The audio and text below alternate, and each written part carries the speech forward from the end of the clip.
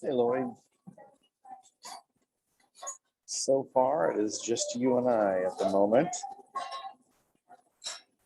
Oh, you're on mute, my bud. We have Dayton out with some mother-in-law duties.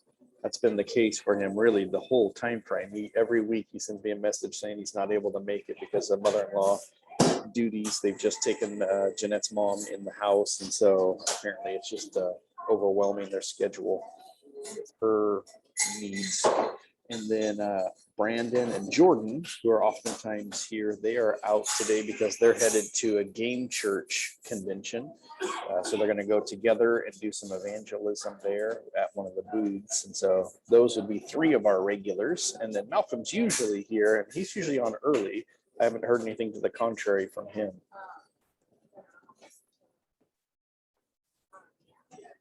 You're still on mute right there. Okay, so well, maybe we won't meet then today. So yeah, that could be the case. I mean, you and I could talk and we could record this, but it's always more useful when there's engagement from absolutely people. Yeah, no, it'd be better to, I think, to wait and to let other people jump in. So well, we can give it a few minutes. And... yeah, absolutely. So how are things going? I saw your boxes post. Oh, yeah, you know the feeling. Yeah, we packed up yesterday. Loaded up yesterday, and so I'm in an empty house right now. I mean, I've got my core things like my computer, and I've got an air mattress, you know, a few things like that. But I'm heading out of here on Tuesday. That's crazy. How's it feeling?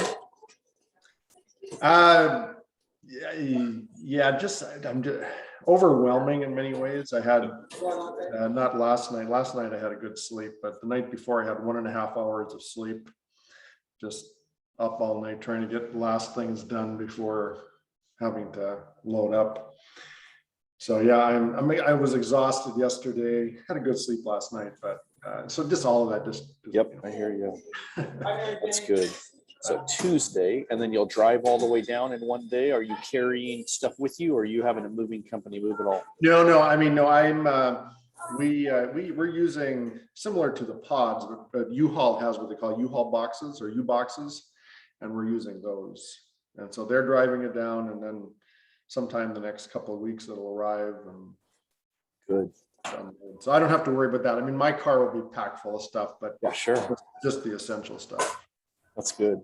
And what does it feel like to be this close to, so wait, is your last day already haven't come and gone? No, it's Tuesday is my last Tuesday day. Is your last day. Okay.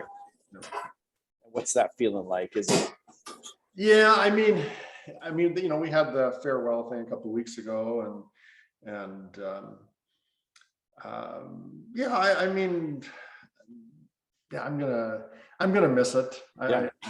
There's no doubt it's hard, especially there's some, even though I think I told you I'm going to be doing, for a short period of time, they're paying me remotely or to work remotely to carry on a few projects, something like what David's doing. Yeah. But I'm doing it remotely.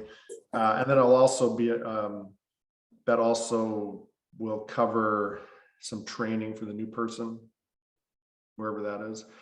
But I mean, okay, but I mean, apart from that, we're just having to release a lot of things, including some new things that have just come up, some, needs that have just arisen. We've got one pastor that's ready, is going to resign this weekend.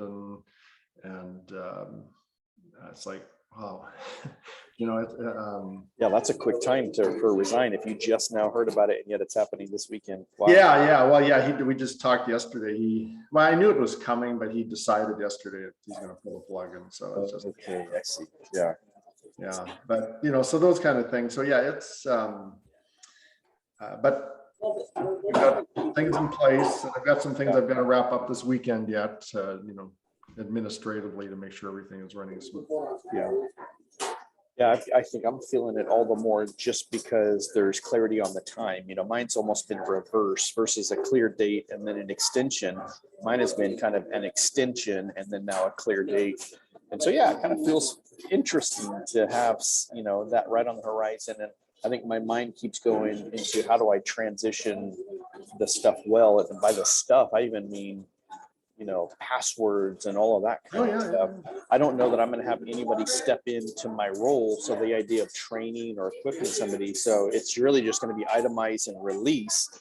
And so I've been trying to figure out how thorough do I need to be in that? Because I doubt that some of the things I've been doing will be picked up on the other side, but we'll see. No, I hear you. Absolutely. Yeah. So yeah, your case is a little different, but still. Yeah. Well, there's Malcolm. There he is.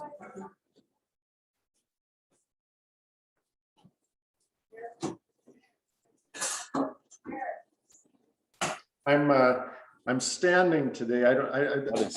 We've moved so much stuff. All I have is an outdoor, one of those outdoor collapsible chairs. And my computer's on the kitchen cupboard. Yeah. The two don't align really well. Yep, I hear you. I know the strange configuration for desks. I can also hear the echo because you don't have stuff inside of there. Yeah, that's right. You have a different sound than in other times. There we go. Hey, Malcolm. Hey, buddy. Boo Oilers. Boo. Hey, is that why you're wearing your Canucks shirt? Yeah, we're at it. We've been golfing for a month, Lloyd. That's right. Yeah. Yeah. So how you doing? I guess you're pretty happy right now. Well, after last night, yeah, I'm ready for another couple weeks. Well, now you got Colorado. I'm not sure. Well, you don't know that for sure, but yeah, that's for sure. Yeah. Exactly. Let me put it this way. I don't care who wins, but I hope they beat each other up in the process. Really yes, bad. Exactly. I hear you, Lloyd. I hear you. Well, they're playing well. Connor McDavid, the big line's playing really good. Oh, yeah. My goodness. They made a big gamble on Evander Kane, and he's sure paying off for them. So yeah. Anyway, how you doing, Michael? Doing quite well. We were just catching up because of our similarities with moving and packing just at different time frames. So yeah, doing very well. Oh, good. That's good. Yeah. The Oilers, is that like a group of people in Bakersfield that are pulling oil out of the ground? Is that actually, don't laugh. Don't laugh. The Oilers farm team is in Bakersfield. In Bakersfield. Yeah. Oh, yeah.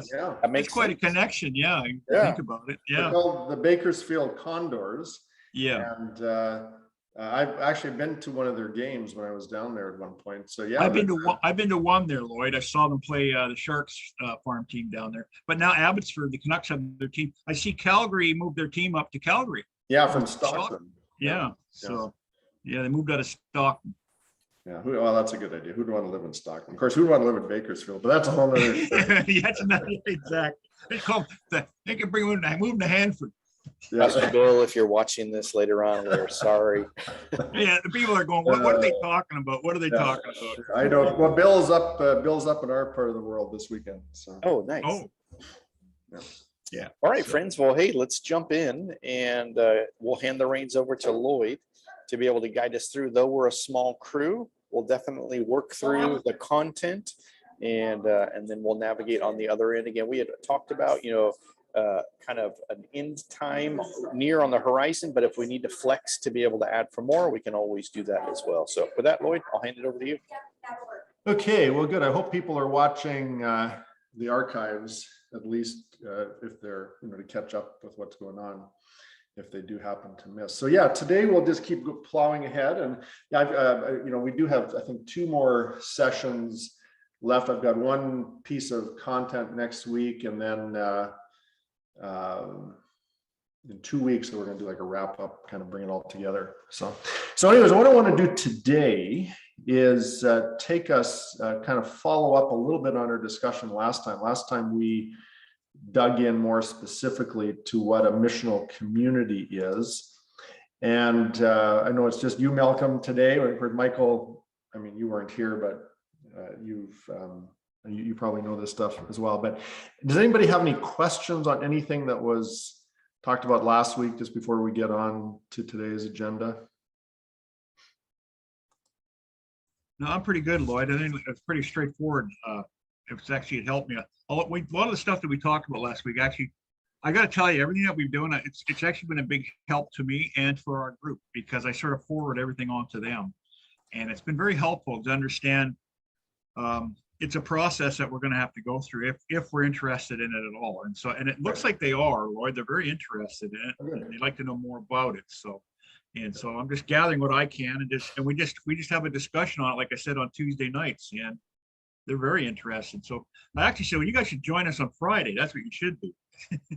Well, the other thing too, Malcolm, this is just an offer. I don't, you can take advantage of it or not if you want, but I'm going to be up there Tuesday. I'm not, I'm not saying I'm going to come there to your place on Tuesday, but because I might even get into midnight, but apart from that, if at any point I can help, sure. Great. Thanks, Lloyd. Yeah, I would encourage that tremendously. Maybe even in some sense, Malcolm, you could take my place, in a gathering, whether it's online or in person, kind of host it, and then let Lloyd, speak and guide. What you'll find happen is this, and Malcolm, I know you know this too, like many of the things that Lloyd's bringing up aren't necessarily new to me. There are definitely new and fresh angles, and I've appreciated that tremendously. But this is stuff that I could work through as well. But what happens is your voice just doesn't carry as much weight with the people who are familiar with you. But when you bring in an outside voice, you hear all of those aha connections. And so, people are like, wow, Lloyd is saying this, and this is great. And there's a part where I'm like, yeah, that is so good. And I feel like, man, I've been saying so many of the same things, and yet they're hearing it differently. And so I would really, really encourage that, especially with the heavy lifting of what you're wanting to see happen. An outside voice could be tremendous for you. Yeah, exactly, Michael. And what really happens, I think that's really it is. I think for a lot of times when we were always talking about, I was talking to them before, they were always afraid because they'd gone through sort of something like this when Jim had come here after Lloyd had left. And it scared them because a lot of people got up and left. Because Jim jumped right into it like that. Next week he's there, and 2 weeks later we were changing things like big time. The whole format and everything. Jim was taking us right out of the sanctuary, right out of things. He was putting us into little classrooms, and it was like they just know that wasn't going to happen. So I think what it is like they're really they're understanding now that it's a process that we're going to have to decide how quickly and how slowly we go through this, and how it works. And I think they're more comfortable. I think the people we have here now are much more comfortable with that, as long as they understand how it's going to work. And some things may not work for us. And like Lloyd says, it's something we're going to have to figure out for ourselves, and what works and what doesn't. So I think that's a little more open to them. It's not cut and dry. You know what I mean? It's something that we're going to have to figure out for ourselves as well. So I think they understand that. I think that's been really a wonderful approach to it. I think that's made it better for them. Cool. Okay, let me share my screen.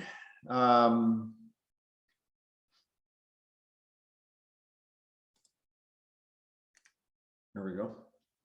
And the assignment that I gave last week was, I made a comment and then an assignment. So the easiest way to start a missional community is to mobilize your own family on mission. And the question was, what mission opportunity in your city could be the basis for a missional community? And that question really becomes important, because I think, and I don't know if I had time to say this last week, and I don't think I did. I think typically when we're thinking decentralization, or we're thinking missional communities, or any of this stuff, is that we're thinking programmatically, that, you know, who are we going to put in this? How are we going to form it? Blah, blah, blah, blah, blah. And yeah, those are important questions, and ultimately they need to be addressed. But the other piece of it is, or probably the correct order of approaching this, is to start with, what is the calling that God has for you? And so, and then that comes from what is the mission opportunity? What is it that where is God, what has God laid on your heart? If you start with that, then you can work out these other pieces. Don't be trying to say, well, how are we going to do this? Who are we going to lead? Who's going to lead? And where are we going to meet? And when are we going to meet? And you know, all those logistical things. And if we haven't solved the mission part of it first, then it just becomes another program in the church that's bound to have a limited shelf life. Okay, well, let's go on to some of the stuff from today.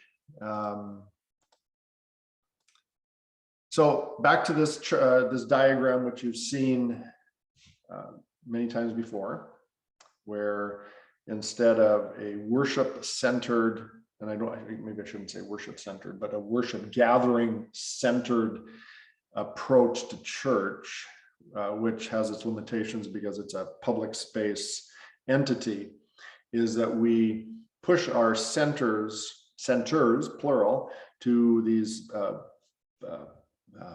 social science groups, which in our case we're talking about missional communities. And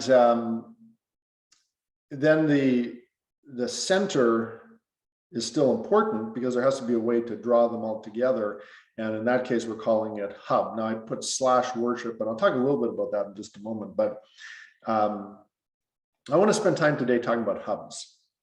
A lot of hubbub about hubs. Hey, I could have called it that, hubbub about hubs. But let's talk about how do we, and we don't have time to get into a lot of logistics on this. We're right now doing this in our district, creating at least one hub, if not more, but we're exploring several different possibilities. And in fact, that's really exciting. One of the things that we're putting in place, and that I want to be helping with, not in my current role, but actually as a participant in the hub that we're getting going up here, you know, for the future. So anyways, I'm excited about that. So let's talk about hubs. How do we draw together all these decentralized units that we have? So I would just say, in a simple form, this isn't the best definition, but it's the definition I want to use today, because I think it conveys the key points I want to make. And that is that hubs are the central resourcing body to enable and support missional communities. And I use the key word there, resourcing, because in decentralization, we're going against the normative way of doing organization within the church, which typically tends to be top down. And we create structures that are hierarchical, that are power laden, and things flow from the top down. And you know, we talk a good talk about grassroots and all that stuff, but in the end, most of our churches have a lot of they're not there to ultimately enable and support missional communities, or well, forget even the missional community side of it. The central body is not so much focused on enabling and supporting as it is more on control and status quo, and trying to maintain things the way they are, to even in many cases survival. And so when we look at that, so if we create something in the center, it's really easy for somebody to dismiss it and say, oh yeah, well, we already have something like that. And I think if you were to dig down deep, I think you would find that really is not the case in most churches. They may talk that way, But in practice, it doesn't work out that way, because there's still, the emphasis still is on that power body as opposed to the entities in which they serve. And I think the way to look at it is to say the decentralized units, and for our purposes, I'm going to talk about missional communities. The missional communities do not exist for the center. The center exists for the missional communities. And that is it's not just semantics. That is ultimately the difference, not just in verbiage, but has to be in practice. And so what that means is that we have to find ways to change, to make that effective, make it work, make it so that we're truly practicing what we preach in that regard. And so in saying that, I'm making the point, and this is, I think, one of the first ways that we will see the break is if we understand that the hub is more than a central gathering or event. And I think that's what we typically do. And maybe my other diagram, well, I know why I did the diagram that I did the way I did, because I was contrasting it to the way we do church, which is typically the public space worship. The hub, and I put hub there at the center, because the hub is a place where we can have the public space gatherings. But if that's all the hub is, it's not a hub. In order for it to be a hub, it has to exist it has to first of all recognize that these decentralized places and spaces are the centers, or have their own unique centers, I guess you could say, and that the hub's role is to make sure that they function well. And then the reason we have trouble with this, because we you know, I'm not, Malcolm, I'm not going to read your mind on this. I'm not, but I know typically if I have a group of people that I'm talking to about something like this, the first objection that comes up is, but what if ... And then they come up with all sorts of crazy scenarios, like who's going to control, you know, what happens if there's a problem? Who's going to make sure there's doctrinal purity? Who's going to keep the leaders in line? How do you know there's not going to be a church fracture or breakup if you do this and you have everybody doing their own thing, and blah blah blah blah blah. You know, I've heard all of those things. Not that those concerns aren't real. I get that, but there are ways it can be handled. It's just we're so used to handling them from top down, power centered authorities that say that we have to control. So then when we start doing that, then it's all about what happens at the hub level, or at that center, you know, that worship level, the high end leadership level, that particular body, however it's conveyed in a local church. In some churches, it comes down to the church board or the church council, or it could be in some churches it's staff driven. You know, the staff are doing all this kind of stuff. Well, however, but it's this center down or center out approach of where the energy flows from, and that's just not how this works. In our model, just to back up a diagram, the centers in those missional communities, the social spaces, and then the hub is designed to bring them together and to resource them.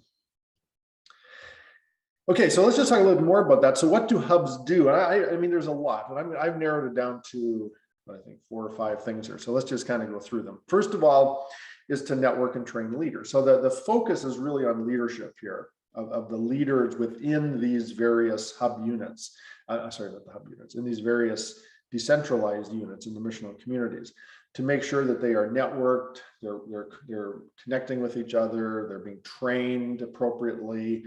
And I didn't use the word here, but as part of that, it could also involve recruitment and development. I mean, there's just so many different aspects of that are really important. So networking and training leaders is the first piece. Second piece related to that, but I'm using a different word here, and I'm put this as a separate point, because it's also about resourcing leaders in missional communities. So that when the leader of a missional community is having challenges, or they're needing advice, or they're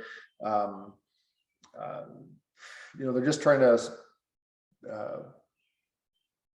troubleshoot something or trying to try something they've never tried before, that the hub then, and what the hub offers is there to walk alongside these leaders and missional communities to help them figure out what's next. So there's coaching involved and so forth. And then it's a matter of providing essential services. There are some things that can be done better together, certainly more cost effectively and probably more efficiently. And one obvious one is finances, because if everybody's doing their own thing, everyone's got to have their own bank accounts, their own set of books, essentially their own 501c3 corporation. And that's just ridiculous. If you've got a group of people who just want to get out there and do God's work, bogging them down with a lot of administrative overhead is just crazy. So why not just centralize and say, okay, we're going to have one bank account, one person looking after it. Now we have systems in place, and that's something we're developing here. In fact, I've got a meeting on Monday with our developing hub here. One of the last things I'm going to do before I leave this role is to just we're trying to nail down this stuff, but everybody's excited about it. Just, there's some release, because you have to give up, there's some people that are looking at it and going, well, there's money in the bank. It's going to disappear. Well, you build safeguards into the system, but but they're also looking at it and excited with excitement, because they're going, because this is the part of church we hate, is all this administrative stuff, and to have a centralized way of doing it just shares the load. But marketing is another example. There's that may not, for some people, that may not either be important, or it may not be something that they would even feel they had need of. But sometimes if you're running, so say you're even running a program or a ministry that's into the community, you need to have appropriate ways of communicating and getting the word out. Some people can do that really well in our, in the day and age of social media, where everybody can post something there. Some people can do it half decently, but if you want to do it well, sometimes to have centralized experts who can help provide that support can be really good. So those are just a few examples, and there's many others, even things like development of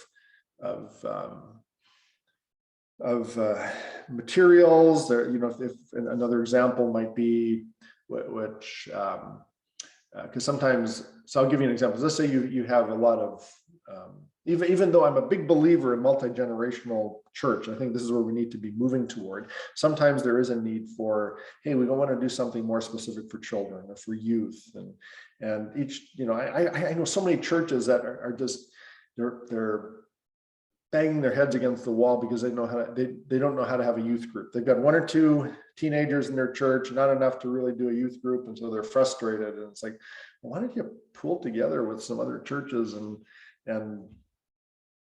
create a larger youth group that belongs to all of you, as opposed to trying to reinvent the wheel yourself, or wait until you get it, until you can do it before you do it. So anyway, just little things like that I think there's no limit to what the hub can do, where the need is and where it's appropriate and where it aligns with the mission and vision. And then finally, to provide accountability.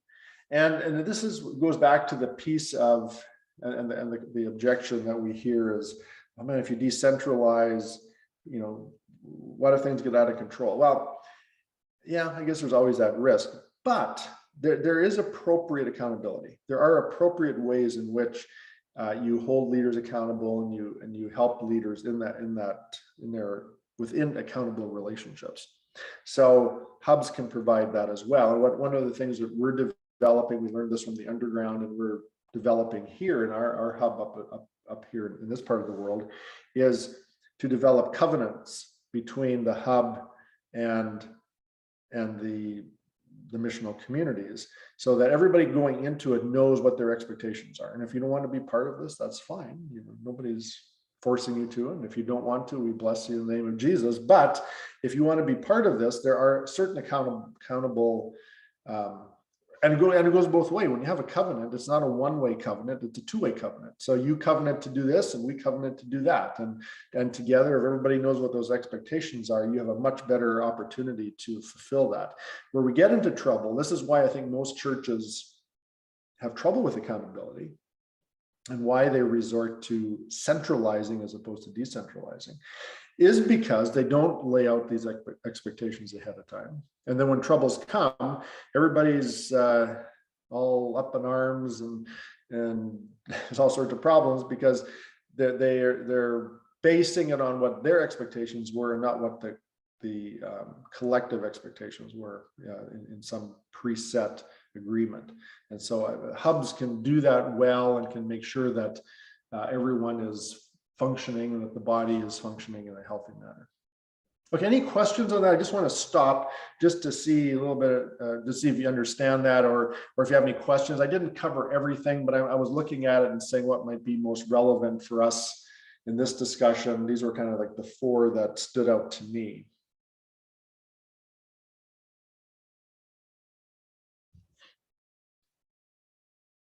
Okay, if not, so there are two ways of looking at hubs.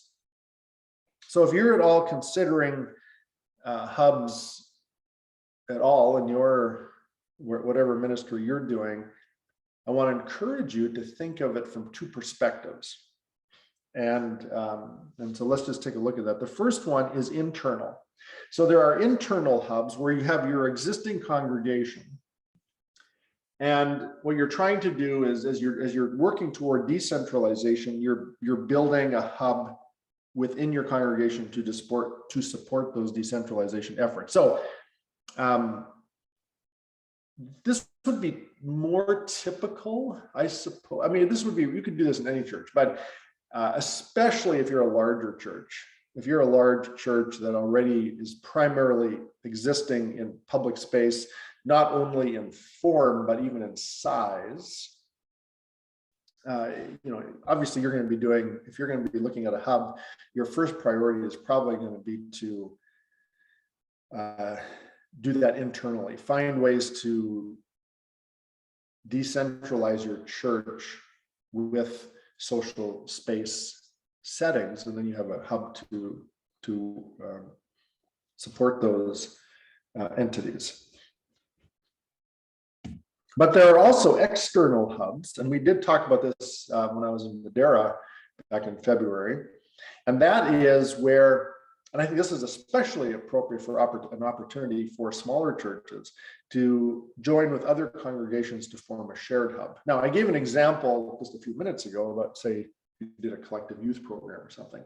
That's an example of maybe not the congregations as a whole forming a hub, but you're forming a hub just around youth ministry. And you can do that as well. I mean, any church could, do some sort of a collective effort.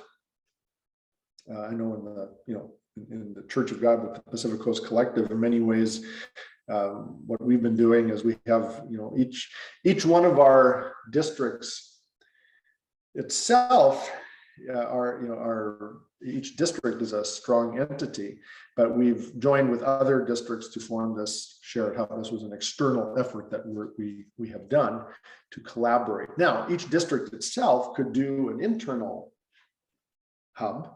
And in fact, that was kind of my long-term vision and something we have started in very, very small ways working toward here before I decided it was time to retire.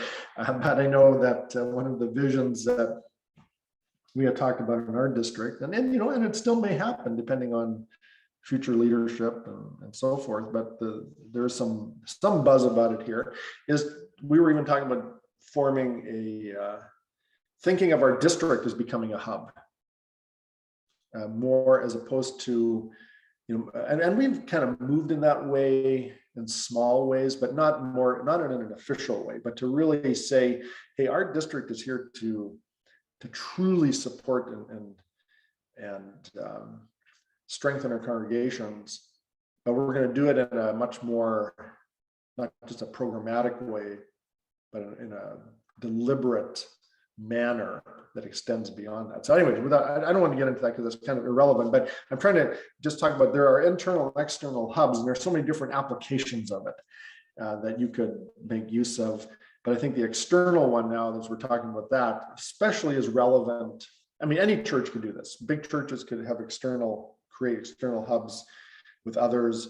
But I think it's the power of this, especially now, post-COVID, with a lot of the shifts that are taking place within the larger culture, within the church culture, the fact that we've got a lot of small, struggling congregations. I think the opportunity for congregations working together in new, fresh ways is oh man, I think that could unleash amazing kingdom impact. Then he talked about internal or external hubs.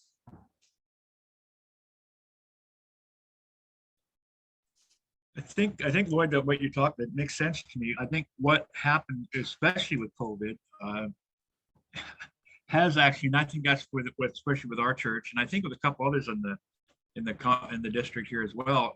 It's actually opened up the idea that this is a possibility. That's something we might have to look at. I think, and I don't know whether we'd be here if COVID hadn't happened. I don't know. Yeah. And I think it has really made a difference, and just in the way that people think about that things do need to are going to have to change and be different. It's just the way it is, and because it's a total different.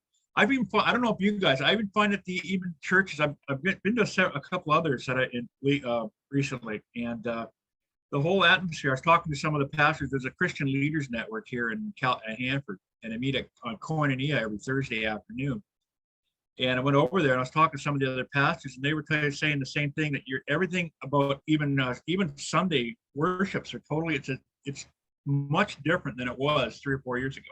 It's just a different entity now. And so I think what you're talking about, Lloyd, and I mentioned this sort of to them, that and they had heard about it, and not from yours exactly, but they've heard about it before. And the pastor over at Koinonia definitely heard about the churches down in Tampa and what you're talking about.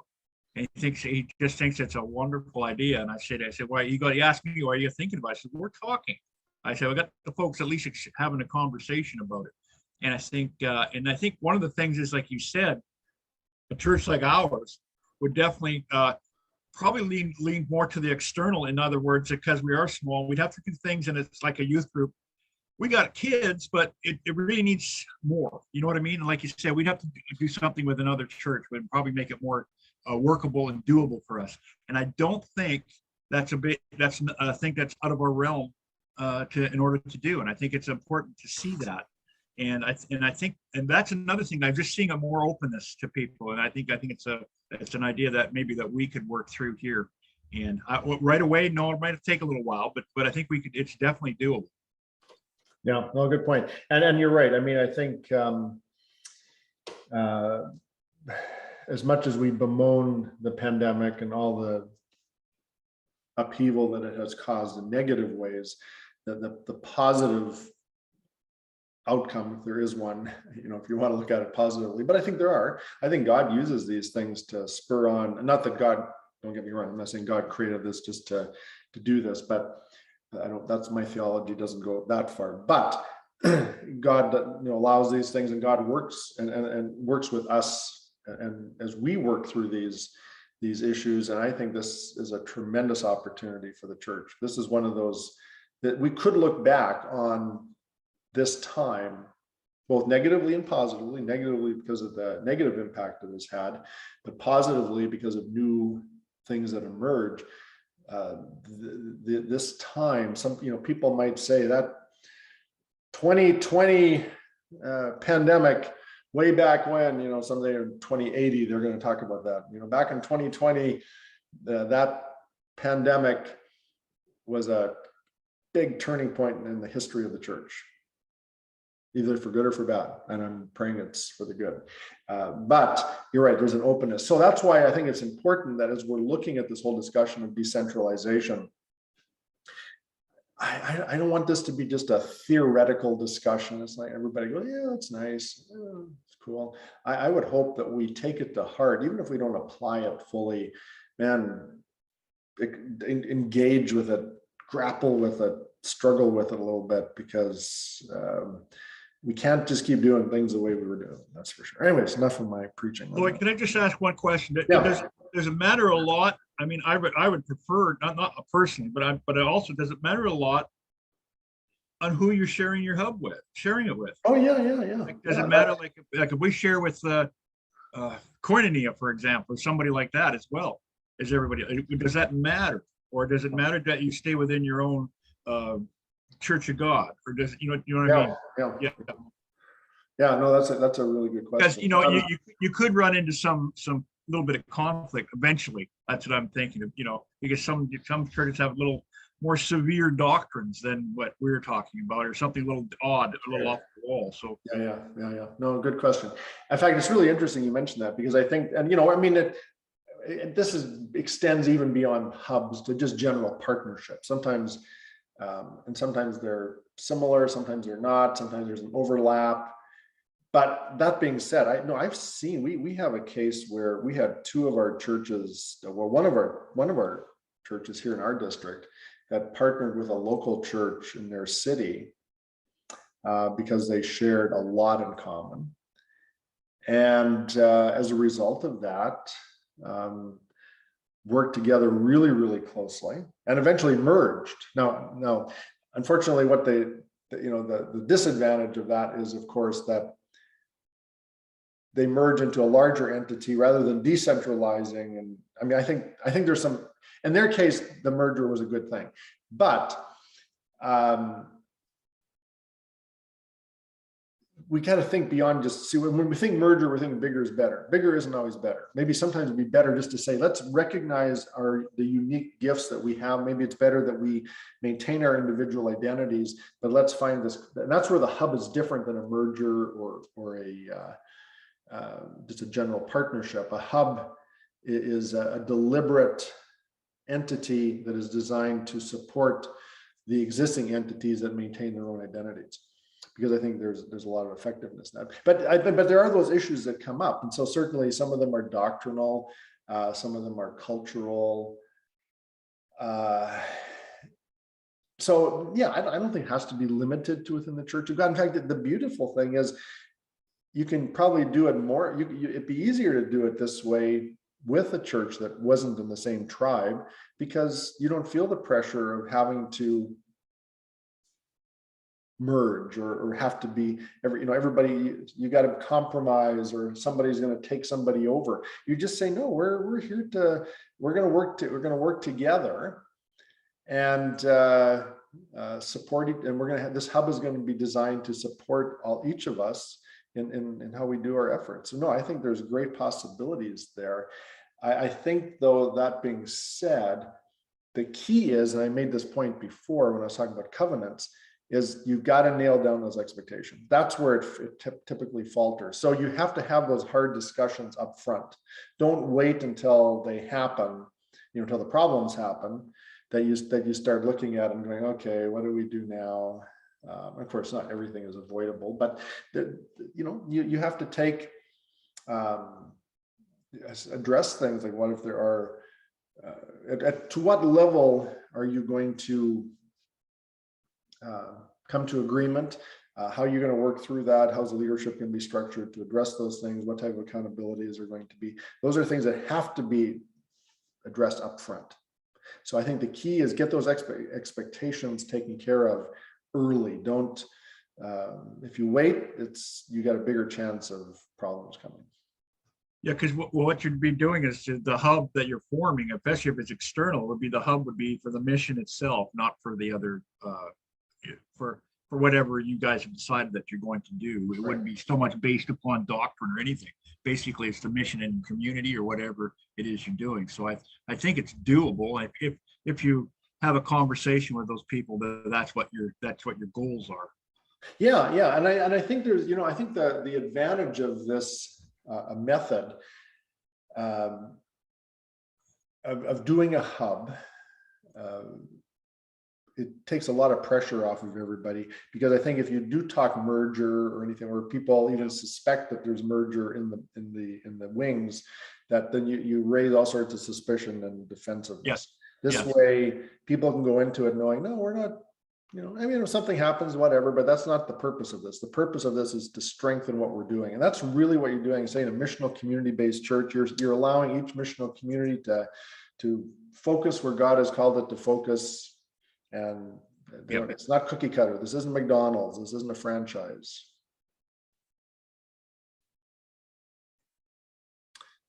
Okay, as we kind of come to a close here, I have one simple assignment, perhaps, out of this is just some reflection on where is there an opportunity for you to join or build a hub. And I, again, very deliberate in that language, either join with someone else to form a hub, or maybe it's, that which would be the external hub, or internally to look at how in your congregation creating a hub to support existing decentralized units could make a difference. And everybody's in a different place, but really start to think about that and think. And so here, I guess my last point on that, I just want to make sure I get this clear. I'm really big into missional communities. I'm big into decentralization, but I'm not interested. I'm not into chaos. And again, it's one of the reasons why some people are reluctant to even consider this whole thing of missional communities and decentralization, because they're afraid of the chaos. That's where the hub comes in. We still need the hubs. It's not the same as centralization, because centralization means centralizing power, but we do have a center that supports the decentralized efforts, and that beautiful combination can make a difference. So I would hope that you're exploring, thinking of possibilities of hubbing wherever you are, and that could look differently in different places.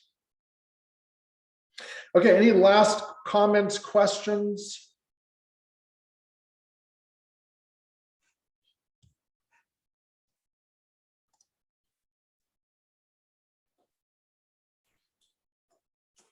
If not, Michael, we can let everybody go early today.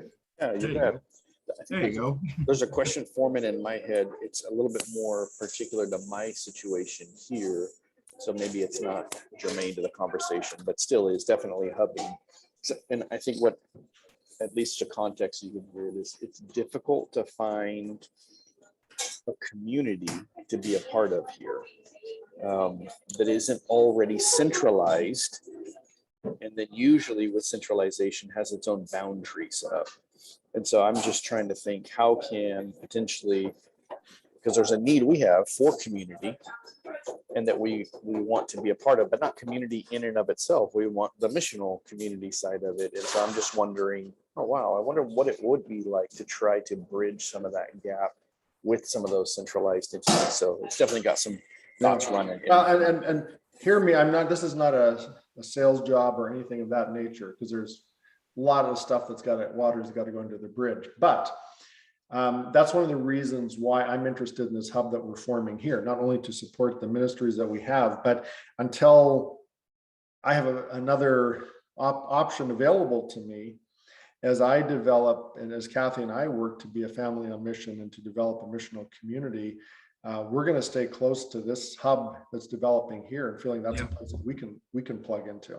And we already have a couple forming missional communities. They're not formed yet, but forming in places like, actually 2 in Oregon now. And I'm not even talking about where you are, but two actual situations in Oregon that want to be part of our hub. One of them not in our district. I guess I should clarify. And then another one, actually potentially in Australia.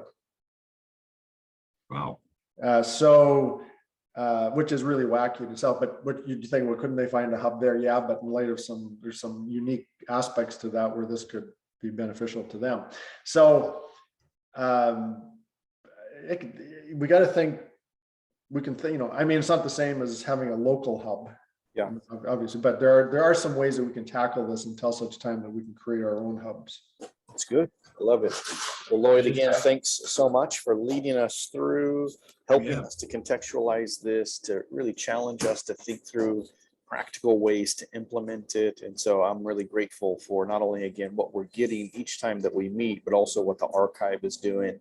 And then I'm excited too. I would imagine that this is developing some sense of processes for you as you look at doing this type of stuff even further. So that's great. I love it. There's so much we're accomplishing together. So, all right, friends, we'll be back next week, and we'll look to do next week and then one more, lest we need to add a third in there. So great to be with you guys. Bless you. Okay, see you guys.